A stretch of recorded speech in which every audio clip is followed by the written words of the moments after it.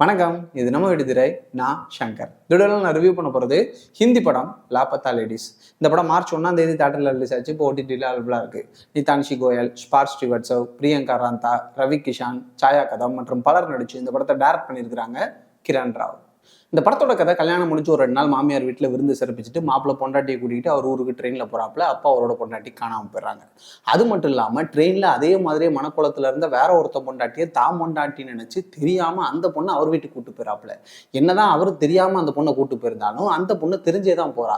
இப்போ அந்த பொண்ணு யாரு, எதுக்காக தெரிஞ்சே இவர் கூட போனா, அவர் மனைவியோட நிலைமை என்னாச்சு, கடைசியில் அவங்க 2 பேரும் ஒன்று சேர்ந்தாங்களா இல்லையா, அதுதான் இந்த படத்தோட மீதி கதை. இந்த வருஷம் ஹிந்தியில் ரிலீஸ் ஆன படங்கள்ல நான் பார்த்ததுலேயே ஒரு தரமான படம்னா அது இந்த லாபத்தா லேடிஸ் தான். ஒரு செம்ம இன்ட்ரெஸ்டிங்கான லைனு. ஒருத்தன் தான் பொண்டாட்டியை தொலைச்சது மட்டும் இல்லாமல் வேற ஒருத்தன் பொண்டாட்டியை தான் பொண்டாட்டின்னு நினைச்சு தெரியாமல் அவன் வீட்டுக்கு கூட்டு போயிடறான். இது கேட்க காமெடியா இருந்தாலும் அந்த கதைக்குள்ள பல விஷயங்கள் இருக்கு. அந்த கிராமத்து மக்களோட வாழ்க்கை, அவங்களோட பழக்க வழக்கம், அவங்களோட கலாச்சாரம், பெண்களுக்காகவே உருவாக்கப்பட்ட எழுதப்படாத விதிமுறைகள், dowry, domestic violence, women empowerment, லவ்னு, இப்படி இந்த கதைக்குள்ள பல விஷயங்கள் இருக்கு. இந்த கதையை கேட்கும்போது உங்களுக்கு இது ஒரு 60s 70s நடக்கிற கதையா இருக்குன்னு தோணும். ஆனால் அதுதான் கிடையாது. இந்த கதை 2001 நடக்குது.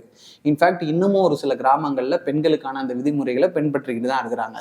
என்னதான் இந்த கதை நிர்மல் பிரதேசன்ற ஒரு ஃபிக்ஷனல் பிளேஸ்ல ஆரம்பிச்சாலும் இந்த கதையில நடக்கிற விஷயங்கள் எதுவுமே ஃபிக்ஷனல் கிடையாது. நிஜத்துல நடந்துகிட்டு இருக்கிற விஷயங்கள் தான்.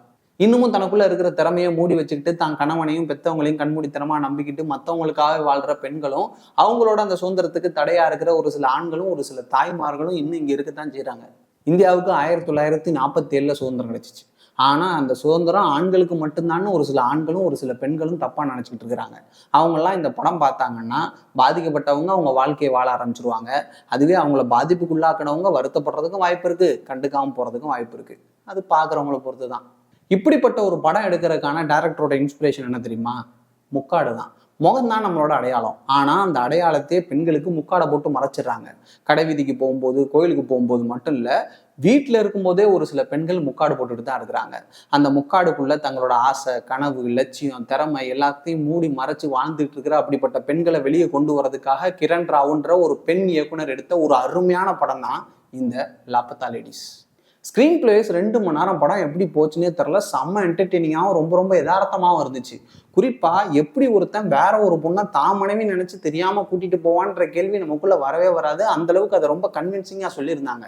அதே மாதிரியே நிர்மல் பிரதேசன்ற ஊர்ல இருந்து கிளம்புற அந்த ஜோடி பைக்கு, ஜீப்பு, பஸ்ஸு, ட்ரெயின், மறுபடியும் பஸ்ஸுன்னு ரொம்ப தூரம் டிராவல் பண்றது, ட்ரெயின்ல ஒரு கம்பார்ட்மெண்ட்டுக்கும் மினிமம் 2-3 ஜோடி சேம் காஸ்டியூம்ல இருக்கிறது, யாருன்னே தெரியாதவர்கிட்ட ஒரு அம்மா டவுரியை பத்தி கேட்கறது, இதெல்லாம் பார்க்க நமக்கு ரொம்ப விசித்திரமாகவும் இருந்துச்சு. அது அவங்க சொன்ன விதமும் ரொம்ப யதார்த்தமாகவும் இருந்துச்சு. அதை விட முக்கியமா அந்த ஜோடி எப்படி ஒன்று சேராங்கன்றதை மட்டும் நோக்கி இந்த கதை போயிருந்தா இது ஒரு நார்மல் லவ் கம் காமெடி டிராமாவா இருந்திருக்கும். ஆனா அது கூடவே அந்த சர்க்கிள்குள்ள வாழ்ற ஒரு பொண்ணு அதுல இருந்து வெளியே வந்து சாதிக்கணும்னு நினைக்கிறதையும், அவ மூலமா ஒரு சில பெண்களோட வாழ்க்கை மாறுற மாதிரியும் காமிக்கிறதுனால இது நம்ம சமூகத்துக்கு தேவையான ஒரு அருமையான படமா நமக்கு தெரியுது.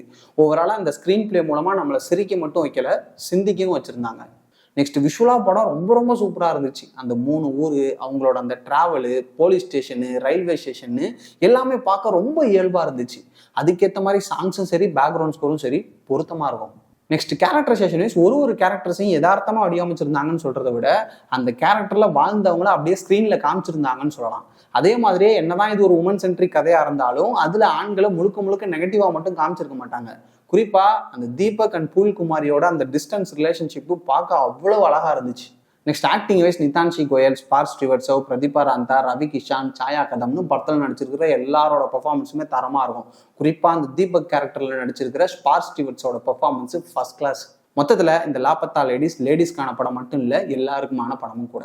ஸோ என்னை பொறுத்தளவுக்கு குடும்பத்தோட பார்க்க வேண்டிய ஒரு அருமையான படம். தயவுசெய்து யாரும் மிஸ் பண்ணிடாதீங்க. இந்த படம் நெட்ஃப்ளிக்ஸில் அவைலபிளாக இருக்கு, பார்த்து என்ஜாய் பண்ணுங்க. வீடியோஸ் பிடிச்சா லைக் பண்ணுங்க, ஷேர் பண்ணுங்க, கமெண்ட் பாக்ஸ் மென்ஷன் பண்ணுங்க. முக்கியமாக சப்ஸ்கிரைப் பண்ணிங்கன்னா அப்படி பெல் ஐக்கனை தட்டி விட்டீங்கன்னா நோட்டிஃபிகேஷன் இருக்கும். தொடர்ந்து சப்போர்ட் பண்ணுங்க. நானும் உங்களுக்கு நல்ல படங்களா வெப்சீரிஸ் அட்ஜஸ்ட் பண்ண ரிவ்யூ பண்ணுவேன். நெக்ஸ்ட் வீடியோவில் பார்ப்போம். நன்றி.